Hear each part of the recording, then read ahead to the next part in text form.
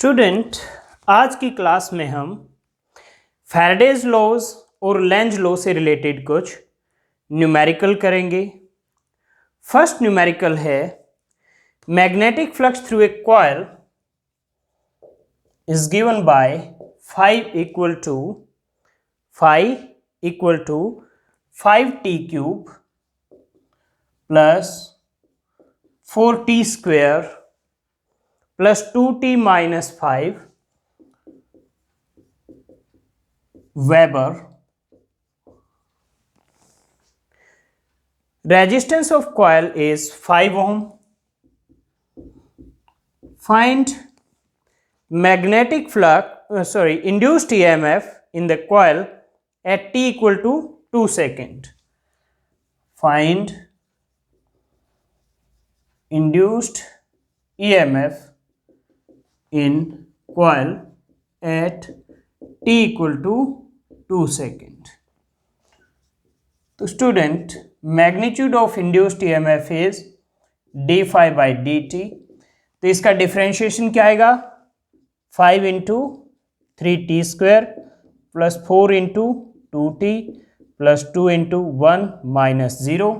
तो ये आ जाएगा 15t square plus 8t plus 2। अब आपको वैल्यू कैलकुलेट करनी है t इक्वल टू 2 पर, तो t की वैल्यू 2 रख दीजिए। तो ये आ जाएगा आपका 78 वोल्ट। 15 into 4 60 plus 16 76 plus 2 78। और अगर आपको इंड्यूस्ड करंट भी निकालना हो, क्योंकि आपको रेजिस्टेंस दी हुई है, तो आप इंड्यूस्ड करंट भी निकाल सकते हैं। तो वो होगा E by R 78 divide by 5, तो 15.6 एम्पियर। तो ये इंड्यूस्ड करंट होगा 15.6 एम्पियर। तो स्टूडेंट, ये था फर्स्ट न्यूमेरिकल, ये कंप्लीट हो गया। अब मैं बोर्ड को क्लीन करता हूं और सेकंड न्यूमेरिकल आपके लिए लिख देता हूं। स्टूडेंट, मैंने आपके लिए सेकंड न्यूमेरिकल लिख दिया है। स्टेटमेंट है square loop of side 10 centimetre and r equal to 0.7 ohm is placed vertically in east west plane. A uniform magnetic field of 0.1 tesla is set up across the plane in northeast direction. The magnetic field is decreased to 0 in 0.7 second at a steady rate. Determine magnitude of induced EMF and induced current. Student, ये है north south, ये है east west. तो north east direction ये होगी, ये angle भी 45 बनेगा, ये एंगल भी 45, ये होगी नॉर्थ ईस्ट डायरेक्शन। ठीक, तो इसमें कहता है जो स्क्वायर लूप है वो ईस्ट वेस्ट प्लेन में है, यानी इस प्लेन में है, और मैग्नेटिक फील्ड है नॉर्थ ईस्ट डायरेक्शन में, यानी इस प्लेन में। ओके, ईस्ट वेस्ट और ये है नॉर्थ साउथ। ओके, तो अगर ईस्ट वेस्ट प्लेन में है तो इसका जो एरिया वेक्टर होगा एन कैप, वो इधर हो जाएगा, जबकि आपका मैग्नेटिक फील्ड इधर है। तो एरिया वेक्टर और मैग्नेटिक फील्ड में एंगल क्या बनेगा? 45 डिग्री, क्योंकि एरिया वेक्टर की डायरेक्शन क्या होती है? परपेंडिकुलर टू लूप, तो इसके परपेंडिकुलर ऐसे हो जाएगा। तो थीटा दिया हुआ है 45 डिग्री। इनिशियली मैग्नेटिक फील्ड है 0.1 टेस्ला, फाइनली डिक्रीज करके उसको 0 टेस्ला कर दिया, और उसके लिए टाइम कितना लिया? 0.7 सेकेंड। dt की वैल्यू 0.7 सेकेंड, रेजिस्टेंस 0.7 ओम, और side of the square is 10 centimetre, यानी L equal to 10 centimetre 10⁻⁻1 metre. तो एरिया हो जाएगा L स्क्वायर, तो 10⁻⁻2 मीटर स्क्वायर। तो शुरू में जब मैग्नेटिक फील्ड B1 है तो फ्लक्स क्या होगा, B1 इंटू ए इंटू कोस 45, B1 इंटू ए इंटू कोस 45, B1 की वैल्यू 0.1 यानी 10⁻⁻1, एरिया 10⁻⁻2, कोस 45। स्टूडेंट कोस 45 होता है 1/√2 और 1/√2 होता है 0.707। हमारे पास सभी वैल्यूज फर्स्ट डेसिमल में दिए हैं तो हम इसको भी सिर्फ फर्स्ट डेसिमल तक ले लेते हैं 0.7। उससे हमारी कैलकुलेशंस भी इजी रहेंगी। तो ये हो जाएगा 10⁻⁻1 ये हो गया, -2 ये हो गया, -3 तो 0.7 इंटू 10⁻⁻³ वेबर। कोस 45 को मैंने क्या लिखा, 0.7। तो ये फ्लक्स हो गया। फाइनली क्योंकि फील्ड 0 हो गया तो B2 इंटू ए इंटू कोस 45, B2 की वैल्यू 0 है तो फ्लक्स 0 हो जाएगा। तो इंड्यूस्ड ईएमएफ निकालेंगे अब हम। इंड्यूस्ड ईएमएफ किसके इक्वल है, ये है d∅/dt। d∅ हो गया आपका ∅1 - ∅2 डिवाइड बाई dt। ∅1 की वैल्यू है 0.7 इंटू 10⁻⁻3, ∅2 की वैल्यू 0 बाई 0.7, तो ये आ गया 10⁻⁻³ वोल्ट यानी 1 मिलीवोल्ट। ये आपका इंड्यूस्ड ईएमएफ आ गया। इंड्यूस्ड करंट क्या होगा, E/R, तो ये है 10⁻³ डिवाइड बाय 0.7, तो ये अप्रोक्सीमेटली आपका आ जाएगा 1.4 इंटू 10⁻³ एम्पियर। ये आपका आंसर आ गया। तो ये न्यूमेरिकल आपका कंप्लीट हो गया। अब मैं बोर्ड को क्लीन कर देता हूं और आपके लिए नेक्स्ट न्यूमेरिकल लिख देता हूं।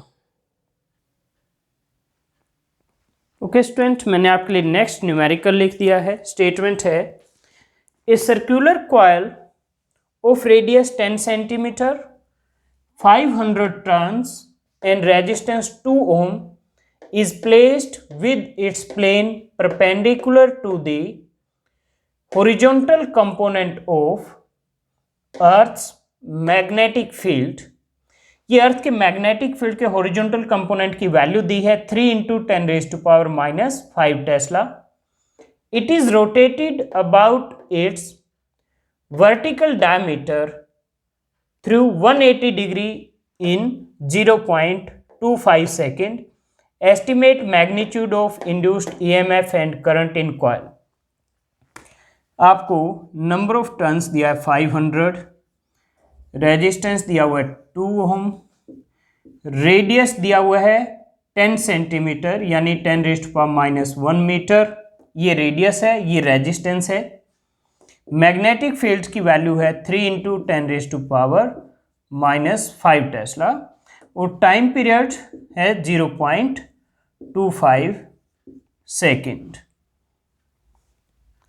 तो इनिशियली जैसे मान लीजिए ये मैग्नेटिक फील्ड की डायरेक्शन है हॉरिजॉन्टल कंपोनेंट की, तो ये कहता है जो लूप का प्लेन है with its plane perpendicular to horizontal component of earth magnetic field, तो इसके परपेंडिकुलर इस तरह से हो जाएगी। जो आपकी लूप है वो मैग्नेटिक फील्ड के परपेंडिकुलर उसका प्लेन इस तरह से होगा, तो इसका जो एरिया होगा लूप का उसका नॉर्मल वेक्टर कहां से आएगा, एन कैप इधर आएगा यानी वेक्टर बी की डायरेक्शन में आएगा। एरिया वेक्टर की जो डायरेक्शन आएगी वो वही आएगी जो मैग्नेटिक फील्ड की है। तो शुरू में तो एंगल क्या है 0 डिग्री, फिर इसको 180 डिग्री से रोटेट कर दिया यहां पर, तो यानी बाद में एंगल हो जाएगा 180 डिग्री।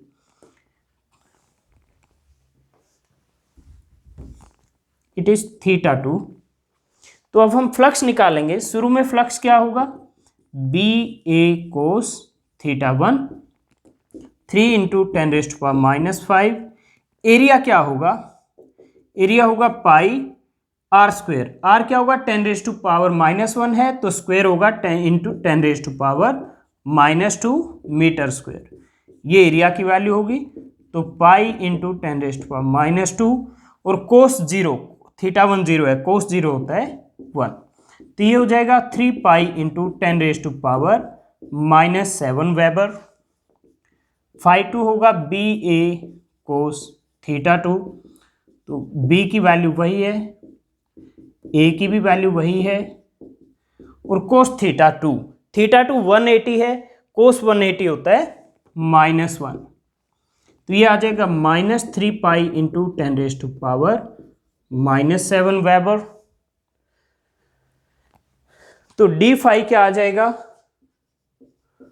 वो आ जाएगा फाई 2 माइनस फाई 1, तो ये -3 पाई इंटू 10⁻⁻7 -3 पाई इंटू 10⁻⁻7, तो -6 पाई इंटू 10⁻⁻7 वेबर। तो इंड्यूस्ड ईएमएफ क्या होता है, -n d∅/dt, तो -n की वैल्यू है 500 नंबर ऑफ टर्न्स की, d∅ की वैल्यू है -6 पाई इंटू 10⁻⁻7 बाई dt है 0.25। ये हमने वैल्यूज रख दी यहाँ पर। अब हमें इसको सिर्फ सॉल्व करना है। ओके, पाई की वैल्यू अगर हम यहाँ पर 3.14 रख देते हैं तो ये वैल्यू आएगी हमारे पास 37680 इंटू 10⁻⁻7। अगर इसको फर्स्ट डेसिमल तक लिखते हैं तो ये राउंड ऑफ होके 3.8 इंटू 10⁻⁻3 वोल्ट हो जाएगा। मैंने यहाँ पर जो पाई है उसको 3.14 लिया है कैलकुलेशन में।